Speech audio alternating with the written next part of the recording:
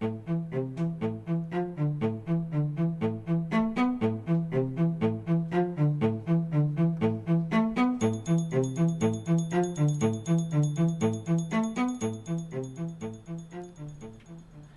morning, everyone. I'm Michael DePinto, and this is WHIT Radio's The Final Word. Today we have, and I know I sound like a broken record when I say this, possible shutdown negotiations. Utah's national parks will reopen. The shutdown by the numbers, and a special story I'm holding till the end, which you got to stick around to find out what that's about. But first, let's start with possible negotiations. They went around and around for an hour, getting nowhere. Then suddenly a change that could help break the logjam that's resulted in a partial government shutdown and the looming threat of a further crisis when the nation bumps up against its self-imposed borrowing limit. Republican Paul Ryan, the Republican chairman of the House Budget Committee, said something to the effect of, "Look, we know you don't like our position. We know you probably don't respect our position, but we're the Republican majority," CNN correspondent John King reported on Friday. "You're stuck with us for a while, at least through the next election season, so we need to learn to have a conversation with each other." And at that point, both Democrats and Republicans say the tone of the meeting changed, King said. The president said, "Listen, I'm not going to negotiate with you until you reopen the government, but go to your members, find out what you need to do to get the part done, and let's try to make some progress." So it seems apparently that there has been at least a change of tone, a change of attitude. It does seem like the conversations are a little more lighthearted and pedestrian. At least they're speaking to each other, which is always progress. And like I said the other day, Republican John Boehner said he will not let there be a debt limit crisis. So he'll probably either extend the debt limit or reopen the government, though I don't see the latter coming anytime soon. But hopefully this is a good sign. But this crisis has not stopped Utah's parks from closing. Leaders in Utah say they found a way to get around the government shutdown. Utah will reopen its 5 national parks by Saturday, as well as 3 other nationally run locations. Utah's Governor Gary Herbert made the announcement Thursday, saying a deal had been reached with the U.S. Department of the Interior Secretary Sally Jewell. Utah agrees to pay the National Park Service up to $1.67 million, which is $166,572 per day, to reopen 8 national park sites in Utah for up to 10 days. If the federal government shutdown ends before then, the state will receive a refund of unused monies. The deal would reopen Arches, Bryan Canyon, Canyonlands, Capitol Reef, and Zion National Parks. The other 3 locations that will be open are Natural Bridges and Cedar Breaks National Monuments, as well as Glen Canyon National Recreation Area. Utah's national parks are the backbone of many rural economies and hardworking Utahns, and who are paying a heavy price for this shutdown, Herbert said. "I commend Secretary Jewell for being open to Utah's solution, and the world should know Utah is open for business and visitors are welcome." So that's always nice to see some light in such dark times. It's really great when you see people, despite all the chaos that's going on, stay determined and stay supportive of what the people want and what the people need to see, which, of course, national parks are really a vital part of visitors' experiences and economies, like it said. But let's talk about polls and the shutdown by the number. Unfortunately, it does not look good for the GOP. Can't say we didn't see that one coming, though, right? The Republican Party has been badly damaged in the ongoing government shutdown and debt limit standoff, with the new NBC News Wall Street Journal poll finding that a majority Americans blame the GOP for the shutdown, and with the party's popularity declining to its lowest level. Listen to this. By a .22 margin, 53% to 31%, the public blames the Republican Party more for the shutdown than President Barack Obama. Just 24% of respondents have a favorable opinion about the GOP, and only 21% have a favorable view of the Tea Party, which are both at all-time lows in the history of the poll.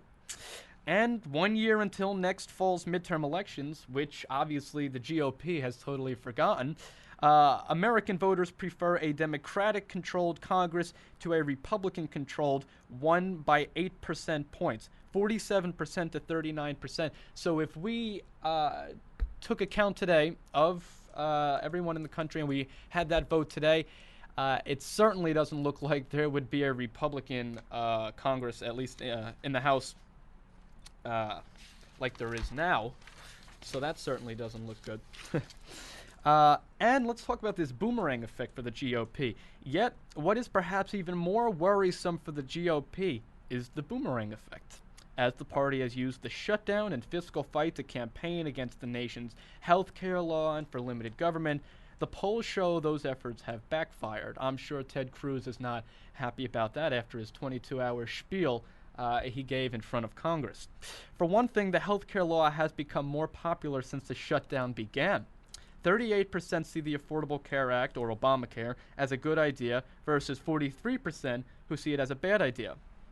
That's up 31% good idea and 44% bad idea last month. So let's see that again. 38% see the Affordable Care Act as good. Last month it was 31%, guys. That's a 7-point jump. That's huge. That really is huge. And obviously, either that or the Republican Party just doesn't care, or they think they can get around it next fall. But as far as these numbers show now, that certainly will not be happening. That's compared with just 24% who approve of congressional Republicans and 36% who approve of congressional Democrats. Again, no surprise there. And some of the stars of the show, Senator Ted Cruz, Republican from Texas, 14% are favorable of him, while 28% are unfavorable. Wow. I'm sorry, Mr. Cruz, but that song and dance you gave us the other night in front of Congress just didn't do much. And here's the belle of the ball, House Speaker John Boehner. 17% favorable and 42% unfavorable. Look at that. Speaker Boehner, that spray tan just isn't doing it either. At the bottom of the list are the Tea Party. 21% favorable, 47% unfavorable. Wow. And the Republican Party, 24% favorable and 53% unfavorable. These are their lowest favorable numbers in the history of the poll. I don't think they get the message. Something they're doing just isn't right. It isn't cutting it. We're not talking, and obviously they don't see a government for the people, by the people anymore, because the people have spoken. Look at the numbers, guys. You know, we're talking about Wall Street Journal polls here, NBC polls here. The people have spoken. You can find these polls anywhere online. Go on to CNN, check their polls. All right, these are all uniform results. This is not, certainly isn't surprising. And I'm not sure, and I would like to see the plan that Republicans have to get out of this mess, because they certainly got themselves pretty deep in it. All right, guys, and perhaps my favorite story of the day, something a little lighter than all of the other junk we've been throwing around with political turmoil. Here's a story for you. Afghan girl was almost cut, photographers reveal. Listen to this, because I know you all remember this. It's a famous image. Photographer Steve McCurry has spent more than 3 decades behind the camera, capturing powerful images of human triumph and tragedy. His most famous image, titled The Afghan Girl, is that of Sharbat Gula, an Afghan refugee girl whose piercing green eyes stared out from a National Geographic cover in 1985. We all know the image. It is perhaps the most famous National Geographic cover there is. McCurry recounts the tale behind that picture and dozens of others in his new book, Untold, The Stories Behind the Photographs. In it, he said his most famous photo almost never got an audience. McCurry had almost captured a few frames of the young girl when she suddenly got up and walked away. Later, one of his bosses went through the frames. He came close to choosing an entirely different shot for the magazine cover. Can you believe that, guys? You would have never seen this. The picture editor at the time was in favor of the picture with her hands on her face, which is a totally different image, McCurry told today's Jamie Gangle. But the magazine editor ultimately chose the print that would become world-renowned. We came within an inch of that being on the cutting room floor. Can you imagine that? Nobody knew the girl's name until 17 years later when a team helped McCurry track her down. We got really lucky. It was like a miracle, he said. She remembered my photographing her and that day because it was the first time in her life she had been photographed. In fact, the second time she was photographed was when we were reunited with her in February of 2002. McCurry has covered everything from war zones to natural disasters. Perhaps one trait that makes McCurry's work even more extraordinary is the way he shoots his picture.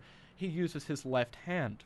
Cameras are really designed for right-handed people, and I have always shot with my left finger, he said. McCurry had an accident when he was 5 years old that left his right hand badly damaged.